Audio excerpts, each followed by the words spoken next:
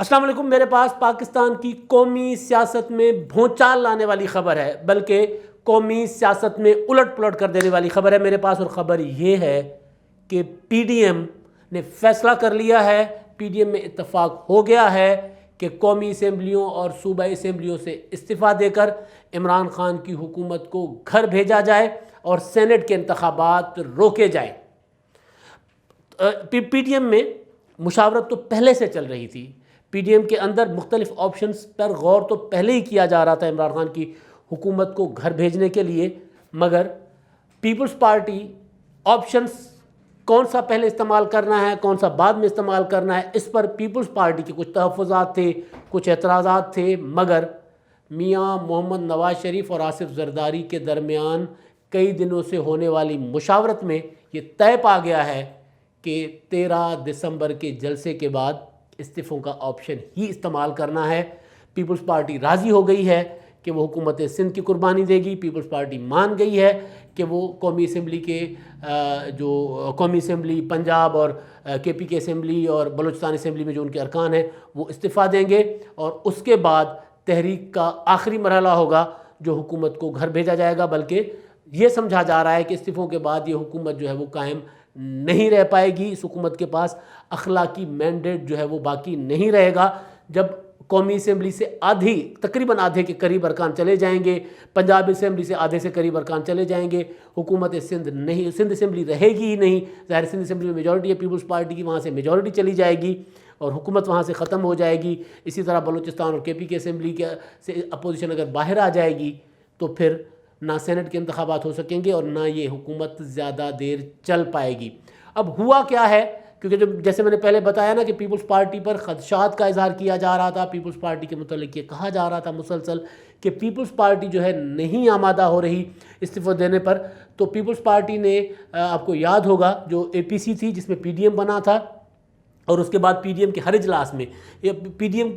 کی جو اے پی سی تھی اس میں تو بلاول بھٹو زرداری اور آصف زرداری صاحب نے کہا تھا کہ جی مولانا صاحب یا نواز شریف صاحب آپ ہم سے ہمارے استعفے ابھی سے لے کر رکھ لیں، آپشنز پر ہم ڈسکس کر لیتے ہیں. اب ہو یہ رہا تھا کہ 3 آپشنز تھے جلسے ختم ہونے کے بعد، یعنی 13 دسمبر کا جو جلسہ ہے لاہور کا، اس کے بعد 3 آپشنز پر غور کیا جا رہا تھا جن پر پیپلز پارٹی کا تھا کہ ان آپشنز کو مرحلہ وار استعمال کیا جائے. تحریک عدم اعتماد ہو، لانگ مارچ ہو، اور پھر استعفوں کا آپشن ہو آخر میں. ان تینوں آپشنز پر جائزہ لیا گیا. نواز شریف وہ ویسے تو مولانا فضل الرحمان صاحب بھی مسلسل آصف زرداری اور نواز شریف صاحب کے ساتھ رابطے میں تھے. آصف زرداری اپنی پارٹی کے اندر اپنے دوستوں کے ساتھ مشاورت کر رہے ہیں، نواز شریف صاحب اپنی پارٹی کے اندر اپنے دوستوں کے ساتھ مشاورت کر رہے ہیں. اسی طرح دیگر اتحادیوں کے ساتھ بھی ان کی مشاورت جاری تھی. لیکن کیونکہ 2 بڑے جو اتحاد کے ہیں وہ تو نواز شریف اور آصف زرداری صاحب، ان دونوں کا اور خاص طور پر پیپلز پارٹی کا سب سے زیادہ اس لیے سمجھا جا رہا تھا. اور یہ تھا آصف زرداری صاحب کو یہ کہا گیا کہ جی جب تک آپ نہیں آتے تب تک گروپ فوٹو مکمل نہیں ہوتا. یعنی جب تک پیپلز پارٹی کسی بھی آپشن پر راضی نہیں ہوتی، اور خاص طور پر استعفوں والے آپشن پر پیپلز پارٹی دل سے راضی نہیں ہوتی، تب تک معاملہ آگے بڑھ نہیں سکتا. تو اس آپشن کو پہلے استعمال کیا جائے. اور دوسرے آپشنز کو کیوں رد کیا گیا ہے اور آصف زرداری صاحب کیسے آمادہ ہوئے، اس میں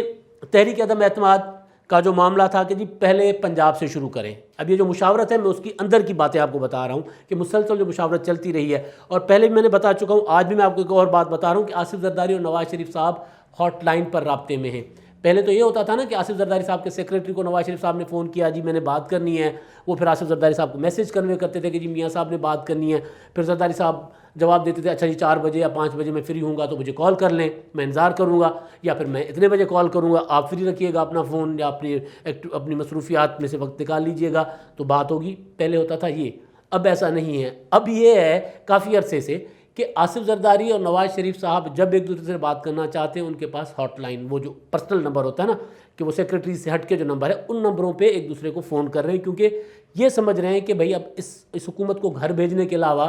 اب کوئی چارہ ہے ہی نہیں، یا اس تحریک کو کامیاب کرنے کے لیے اور کوئی چارہ ہے ہی نہیں. تو جو آپشنز تھے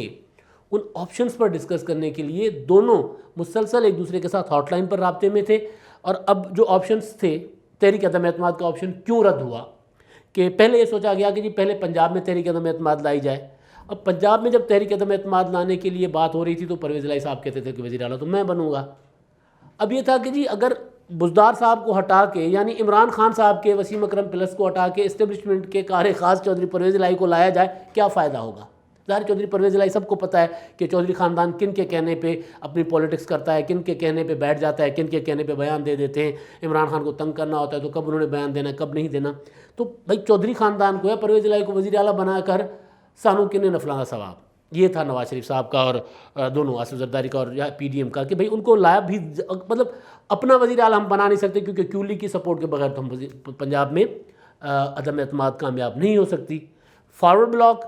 بنانا نہیں چاہ رہے کیونکہ فارورڈ بلاک کی جو سیاست ہے دونوں جماعتوں، خاص طور پر پیپلز پارٹی کا خیال ہے کہ فارورڈ بلاک کی سیاست کو نہیں کھیلنا چاہیے، آگے جا کے ہمارے گلے پڑے گی۔ تو پنجاب سے تحریک عدم اعتماد شروع کرنی تھی، اگر پنجاب میں کامیاب ہوتی ہے تو پرویز الہی وزیر اعلیٰ بن جاتے، چلے کر لیں۔ مرکز میں اگر کریں گے تو پھر وہی سینٹ والا معاملہ جو تھا، سینٹ میں اپنے ہی ارکان بعد میں گنتی اپنی پوری نہیں ہوئی، تو کہیں ایسا نہ ہو کہ ہم تحریک عدم اعتماد چلاتے چلاتے مزید ڈی مورلائز ہو جائیں، اپنی صفوں میں دراڑیں پڑ جائیں۔ اور ظاہر ہے حکومت کے پاس تو تحریک عدم اعتماد، وہ نواز شریف صاحب نے آصف زرداری صاحب کو کہا، جو میں نے آپ کو پہلے کہا تھا کہ جی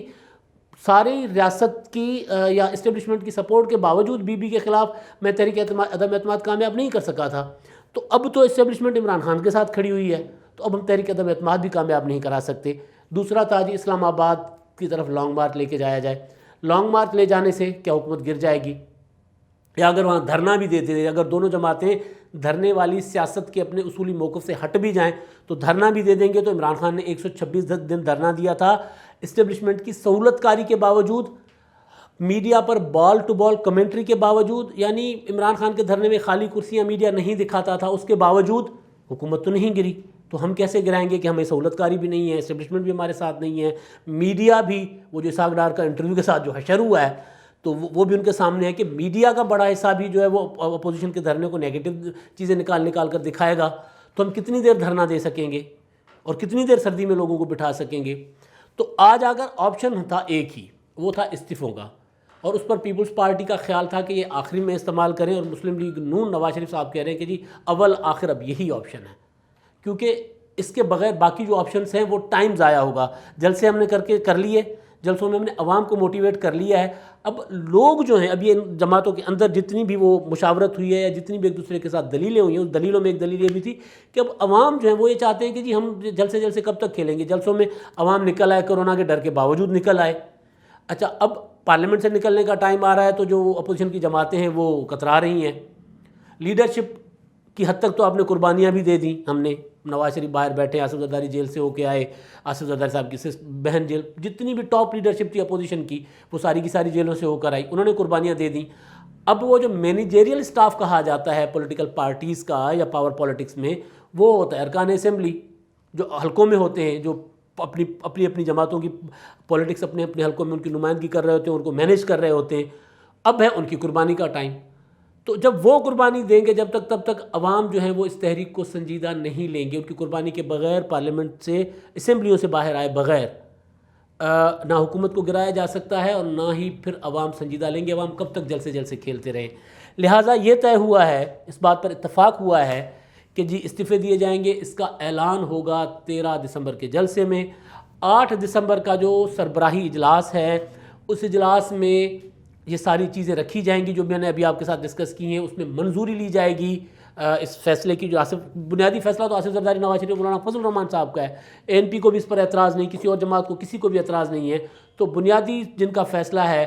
انہوں نے اس بات پر اتفاق کر لیا ہے۔ 8 دسمبر کے اجلاس میں منظوری ہوگی، تمام جو 10 جماعتیں، 11 جماعتیں، وہ منظوری لی جائے گی ان سے۔ اگر کوئی چیزیں رہ جاتی ہیں، اگر کسی نقطے پر اتفاق یا کوئی عمل درآمد پر اتفاق نہیں ہوگا یا کوئی چیز رہ جائے گی، تو پھر 11 یا 12 دسمبر کو دوبارہ سربراہی اجلاس بلایا جائے گا، اور اس اجلاس میں سارا کچھ لاک کر کے